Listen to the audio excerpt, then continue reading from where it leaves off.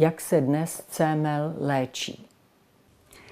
Tak léčba CML prošla před necelými 13 lety velkou, až revoluční změnou, která úplně zásadním způsobem ovlivnila, zlepšila prognózu pacientů.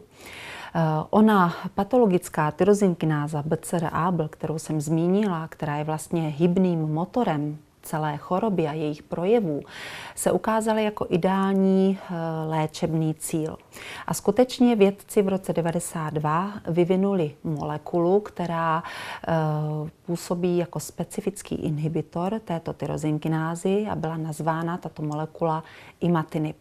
Když se podíváme na obrázek, kde je schéma mechanismu účinku, tak vidíme, že tyrozinkináza ke své funkci potřebuje takzvanou kyselinu adenozin trifosforečnou, zde zkráceno ATP, která dodává fosfát, kterým potom vlastně obohacené bílkoviny přenášejí informaci v buňce, ať už je to informace, která směřuje k zvýšenému množení buněk nebo k jejich prodlouženému přežívání.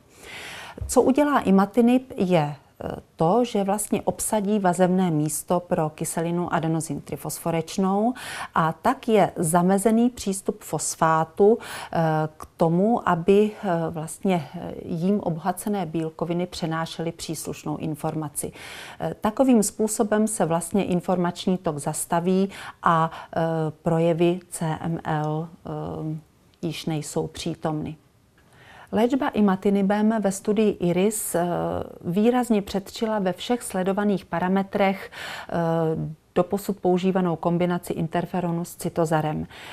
Zelené sloupečky náleží pacientům léčeným imatinibem a vidíme, že převyšují šedé sloupečky pacientů léčených interferonem s cytozarem ve všech sledovaných parametrech. Jak co se týče kompletní hematologické odpovědi, tak procenta dosažených kompletních cytogenetických odpovědí a rovněž byl lék daleko lépe tolerován.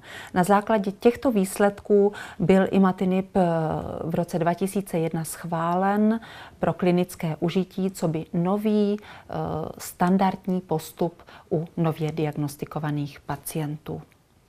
Jak změnila cílená léčba imatinibem prognózu nemocných z CML?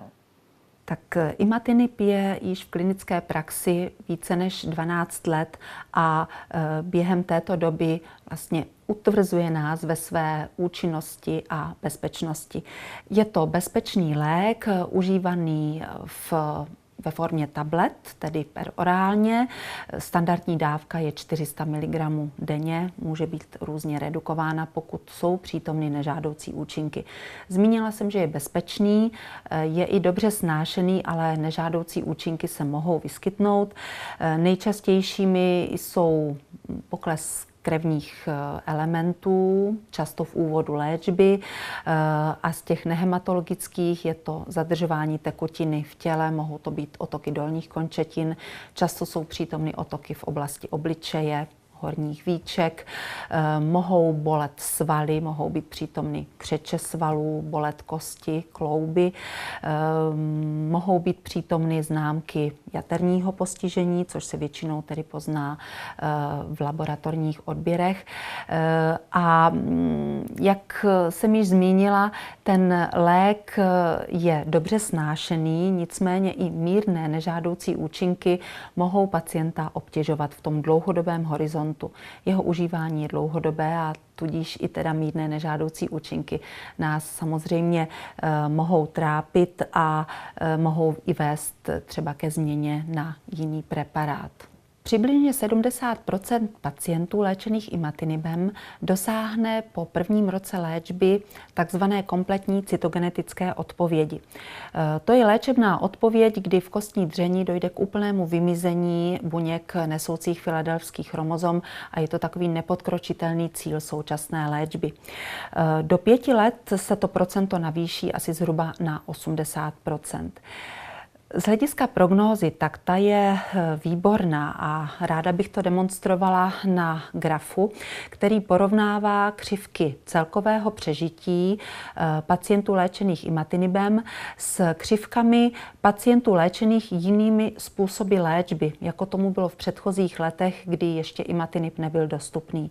A na tomto grafu vidíme, že celkové přežití pacientů léčených imatinibem se pohybuje mezi 84 až 93% v závislosti, jsou-li zvažována úmrtí, která souvisí čistě jenom s CML nebo i obecně všechna registrovaná úmrtí. A dá se říci, že vlastně takové přežívání se přibližuje velmi těsně populaci pacientů, kteří nejsou zatíženi touto chorobou. Podobně příznivý tvar mají křivky přežití na tomto obrázku. To jsou analýzy z jednoho velkého pracoviště v Londýně, z Hammersmith Hospital, které se zabývá také léčbou pacientů s CML. Na tomto grafu však vidíme ještě křivku, která strmě padá a ta vyjadřuje, jaký podíl pacientů setrvává po 8 letech léčby na imatinibu a má kompletní cytogenetickou odpověď. Vidíme, že ten podíl pacientů nedosahuje ani 50%.